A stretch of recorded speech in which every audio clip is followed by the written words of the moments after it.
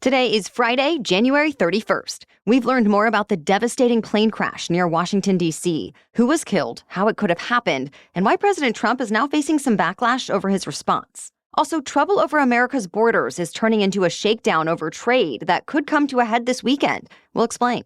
Plus, takeaways from a wild day of confirmation hearings, a newly approved drug that could replace some opioid prescriptions, and expectations for this weekend's Grammy Awards. Those stories and even more news to know coming up. Welcome to The Newsworthy. All the day's news in around 10 minutes. Fast, fair, fun, and on the go. I'm Erica Mandy. Thanks so much for being here. You ready? Let's do this. A crash outside of Washington, D.C. has now become the deadliest U.S. air disaster in almost a quarter century. Remember, an Army helicopter and an American Airlines regional jet collided in midair above Reagan National Airport. And sadly, the search and rescue mission we told you about yesterday has turned into a recovery mission. All 67 people who were aboard the aircraft are now believed to be dead.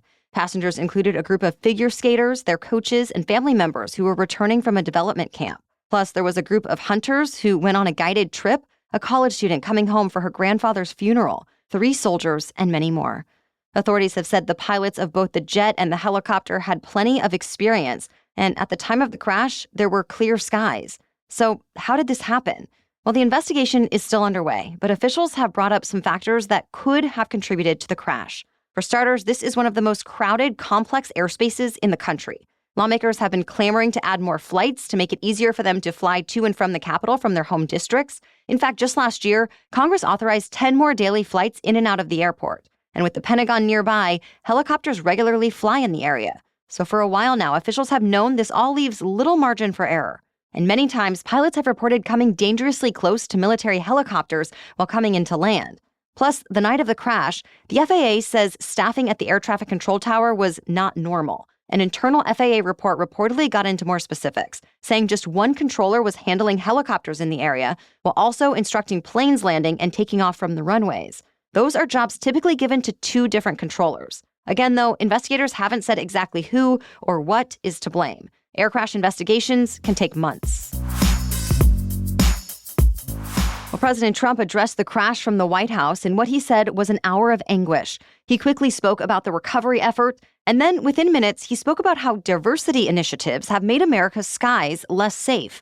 Trump claimed the Obama administration determined the workforce was too white, so they changed things, whereas his administration only hires the smartest people, no matter what they look like or how they speak. Later in the day, the White House clarified to say the worry is that the Biden administration recruited people with intellectual disabilities to work in the FAA in the name of diversity, equity, and inclusion. Well, the Biden administration denies hiring anyone unqualified. In fact, the former Transportation Secretary, Pete Buttigieg, pointed a finger at Trump, saying one of his first acts was to fire and suspend some key personnel.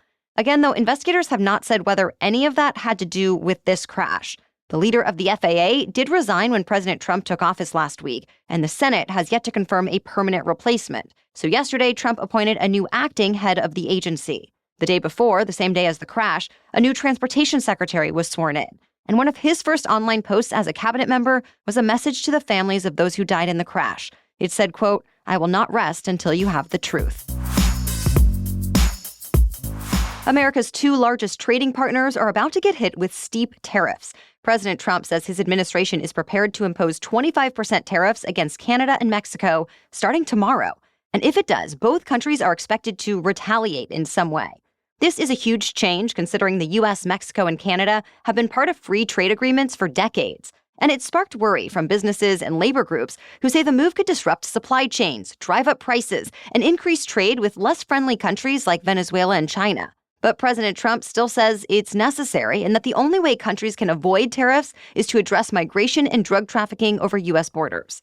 It's possible that happens. In fact, both Canada and Mexico have been in negotiations with the new Trump administration over border issues, but it seems time is running out. So some reports say it's possible Trump announces new tariffs by tomorrow, but with a grace period before they're implemented to give negotiations a little more time. Or he could decide to make exceptions. For example, just last night, Trump said it might be okay if the new rules did not apply to oil. So stay tuned.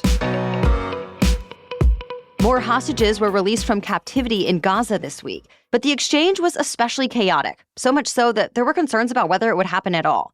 The handoff got delayed while Hamas militants drove captives through the streets of Gaza, drawing large crowds of people, mostly Hamas supporters. Because of the spectacle, there were concerns the captives would not be released safely, and Israel demanded assurances that these kinds of scenes would not happen again. Eventually, Hamas militants agreed and did release 3 Israeli and 5 Thai hostages. With that, Hamas has now released a total of 15 hostages since the ceasefire began. 82 are still being held, though not all of them are believed to be alive. In exchange, Israel released 110 Palestinian prisoners and detainees, bringing the total to 400. Since the ceasefire started, hundreds of truckloads of food, fuel, and other supplies have arrived in Gaza each day. And President Trump's Middle East envoy visited Gaza this week, where he said there's almost no infrastructure left. He estimated it would take 10 to 15 years to rebuild. Well, that viral Chinese chatbot DeepSeek hasn't been around long, but already there's a ban for congressional staffers. Congressional employees have been warned that DeepSeek is currently unauthorized for official use. Specifically, the warning says threat actors are already exploiting DeepSeek to deliver malicious software and infect devices. So because of that threat, DeepSeek cannot be downloaded onto official phones, tablets, or computers. DeepSeek is Chinese, and its servers hold data in mainland China. But Congress has acted in the past to prevent staffers from using American AI tools as well. Like no one is allowed to use Microsoft's Copilot. That said, earlier this week, OpenAI announced a new government-specific product, ChatGPT Gov. As the name suggests, it's designed for the government and offers enhanced security features. All right, we have more news for you still ahead. But first, thanks to our sponsor, OneSkin. If you're like me, you're tired of New Year's resolutions that just fade away, as well as cycling through ineffective skincare trends and overcomplicated routines. That's why I'm excited to tell you about OneSkin. Their products make it easy to keep your skin healthy while looking and feeling your best. I do this skincare routine each morning and night now, and it always feels like a mini dose of self-care that I can actually commit to and that seems to actually make a difference for my skin. Their proprietary peptide called OS1 is proven to switch off the aging, dysfunctional cells that cause lines, wrinkles, and thinning skin.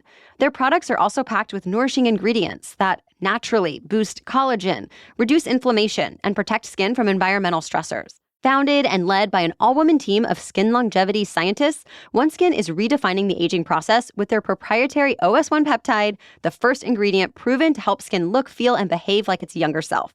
Get 15% off with code NEWSWORTHY at oneskin.co. That's 15% off. Go to oneskin.co with the code NEWSWORTHY.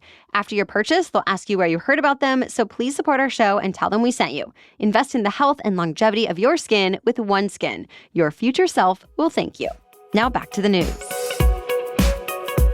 For the first time in decades, the FDA has approved a non-opioid painkiller.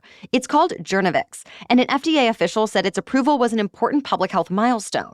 As you know, highly addictive opioids like Oxycontin and Vicodin have been widely prescribed for years, mostly because researchers haven't been able to find an effective, non-addictive alternative. But the drug maker behind Journavx says their option can also be effective without being addictive.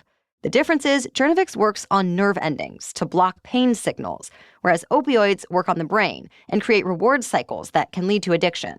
Granted, there are some issues with the new drug as well. First, it's expensive, and while trials did show it worked to alleviate pain, it was slower than Vicodin. For now, it's just approved for acute pain that can be severe. At this point, it's still being tested for chronic pain, so stay tuned. 3 of the most controversial nominees for President Trump's cabinet were grilled on Capitol Hill yesterday. Senators questioned Trump's pick for Health Secretary, Robert F. Kennedy Jr., his pick for FBI leader, Kash Patel, and his Director of National Intelligence pick, Tulsi Gabbard. All of them have sharply criticized the agencies they've been tapped to lead, and if they are confirmed, they're expected to shake things up quite a bit. But of course, that has not happened yet. Of the 3, Gabbard is seen as having the toughest path to confirmation. One topic that came up again and again yesterday was her stance on Edward Snowden, who leaked top-secret documents about the NSA's spying powers. She was asked more than half a dozen times from senators on both sides of the aisle whether she believed he was a traitor, and Gabbard refused to answer. For Robert F. Kennedy Jr., yesterday was his second day of questioning, and both hearings were dominated by lawmakers asking if he would accept consensus in scientific research, especially when it comes to vaccines. He said if lawmakers could actually show him vaccine data that proved him wrong, he would apologize. Democrats responded to say that research has already been public for a long time, to which he said he could show them other studies too. Then there was Kash Patel, who had some heated exchanges of his own. Democrats brought up quotes from his book called Government Gangsters that was about a so-called deep state targeting President Trump. But at the hearing, Patel promised lawmakers he would not turn the FBI into a weapon to go after people Trump considers enemies. It's expected that Democrats will vote against all three nominees, and that means they will need most Republican votes. To be continued.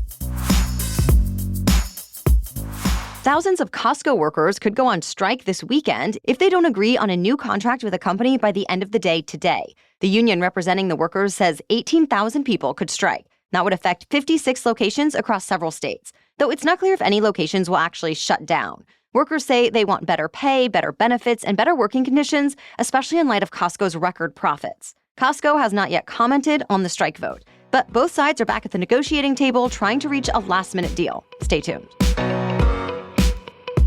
The Grammy Awards are this Sunday, and several artists are trying to make history. Chief among them, Beyoncé. The pop artist is already the all-time leader in Grammy nominations with 99, but she's never won Album of the Year, an award only 3 Black women have ever taken home. But Beyoncé faces some steep competition. She's up against the likes of Taylor Swift, Charli XCX, and Chappell Roan, among others. Trevor Noah returns as the host of the ceremony. And by the way, this will be the first Los Angeles award show since fires destroyed thousands of structures in and around the city. So the awards and related events will focus on fundraising for fire victims and recovery efforts. The Grammys will air at 8 Eastern on CBS and Paramount+. That's it for the main news today, so now it's time for Feel Good Friday, when we bring you one extra feel-good or positive news story before the weekend. But first, this episode is sponsored by Delete Me. Data brokers make a profit off your data. Your data is a commodity. Anyone on the web can buy your private details, and this can lead to identity theft, phishing attempts, harassment, and unwanted spam calls. But now you can protect your privacy with Delete Me. I'm now using Delete Me. It's a subscription service that removes your personal info from hundreds of data brokers. Sign up and provide Delete Me with exactly what information you want deleted, and their experts take it from there. Delete Me then sends you regular personalized privacy reports showing what info they found, where they found it, and what they removed. In my first report, Delete Me removed 84 listings with my personal information. And Delete Me is not just a one-time service either. Delete Me is always working for you, constantly monitoring and removing the personal information you don't want on the internet. So take control of your data and keep your private life private by signing up for Delete Me, now at a special discount for our listeners. Today, get 20% off your Delete Me plan by texting Newsworthy to 64,000. Text Newsworthy to 64,000. That's Newsworthy to 64000. Message and data rates may apply. See terms for details. Now back to Feel Good Friday. New solar-powered backpacks are helping children read and learn after dark in Africa. The man behind the idea is named Innocent James, who grew up in rural Tanzania. There was no electricity where he lived, which made it hard for him and other kids to read after dark. The only option was kerosene lamps, and those are expensive and potentially dangerous. So as an adult, he came up with a solution: solar-powered backpacks. James started making the backpacks himself with found and recycled materials. He sewed a solar panel into them that would power a reading light after charging while kids walked to and from school. Once complete, they cost less than a month's worth of kerosene. Last year alone, James's company, Soma Bags, sold 36,000 solar-powered backpacks to families around Africa. His company also has backing from the United Nations. And as one of James's supporters put it, it's not just about providing light to kids, it's about helping them take the future into their own hands. All right, we'll be back tomorrow with our special edition Saturday episode, then again on Monday for another Daily News Roundup. For now, thank you so much for listening and have a great weekend.